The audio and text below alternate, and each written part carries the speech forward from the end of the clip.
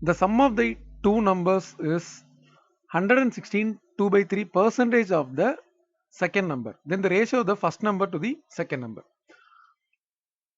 Sum of the two numbers னு கொடுத்திருக்காங்க இல்லையா, நம்ம வந்து இந்த ரெண்டு நம்பரை வந்து ஒரு நம்பர் x இன்னொரு நம்பர் y ன்னு எடுத்துட்டோம்னா அவங்களோட ஸ்டேட்மெண்ட் படி x plus y ன்றதா sum of the two number. ஆனா அந்த sum of the two number is என்னன்னு சொல்றாங்க, 116 2/3 percentage of the second number. அதாவது 116 2/3 percentage, அதனால by 100 ன்னு போட்டுட்டு of the second number y.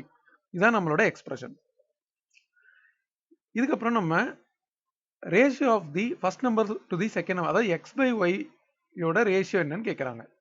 ஓகேவா, or x is to y இதோட வேல்யூ என்னன்னு கேட்குறாங்க. இப்போ இந்த பார்ட்டை மட்டும் நம்ம முதல்ல சிம்பிளிஃபை பண்ணணும். இது வந்து மிக்ஸ்டு ஃப்ராக்ஷனாக இருக்கு இல்லையா, ஸோ இது வந்து 116 2/3 அப்படின்றது 116 நம்ம இன்டூ 3 பிளஸ் 2 அப்படின்னு போட்டு ஹோல் டிவைடட் பை 3ன்னு வரணும். ஓகேங்களா, இப்போ இதை மல்டிப்ளை பண்ணால் இது டோட்டலாக 348 வரும், ப்ளஸ் 2 போட்டால் 350 வரும். ஸோ 350 பை 3ன்னு வரும். ஸோ இப்போ மறுபடியும் நம்மளோட எக்ஸ்பிரஷனில் இதை நான் சப்ஸ்டியூட் பண்ண போகிறேன். அதாவது x plus y equal to 350 by 3 இருக்கு, இங்கே பை 100 வேற இருக்கு. ஸோ இது ரெண்டும் சேர்ந்துருச்சுன்னா டோட்டலாக பை 300 ஆகிடும். 300 இன்ட்டு ஒய்னு ஆகிடும். ஓகேங்களா, இந்த ஒய்யை மட்டும் நம்ம இன்னொரு சைடு எடுத்துகிட்டு போய் சப்ட்ராக்ட் பண்ணிடலாம். So x is equal to 350 y by 300 minus y. இதிலே கூட பார்த்தீங்கன்னா நம்ம கேன்சல் பண்ணிடலாம்.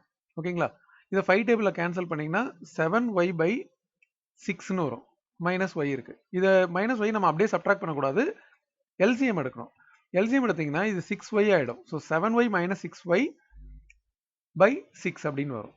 ஸோ அப்போ டோட்டலாக 7y மைனஸ் 6y பை 6. ஓகேங்களா, 7y மைனஸ் 6y வந்து y ஆகிடும். அப்போ நமக்கு ஆன்சர் வந்து x is equal to y by 6ன்னு வந்திருக்கு. இந்த y இந்த பக்கம் கீழே எடுத்துகிட்டு வந்துட்டிங்கன்னா நமக்கு தேவையான ரேஷியோ வந்து x by yன்றது வந்துடும். That is nothing but 1/6. அப்போ நம்மளோட ஆன்சர் வந்து 1:6.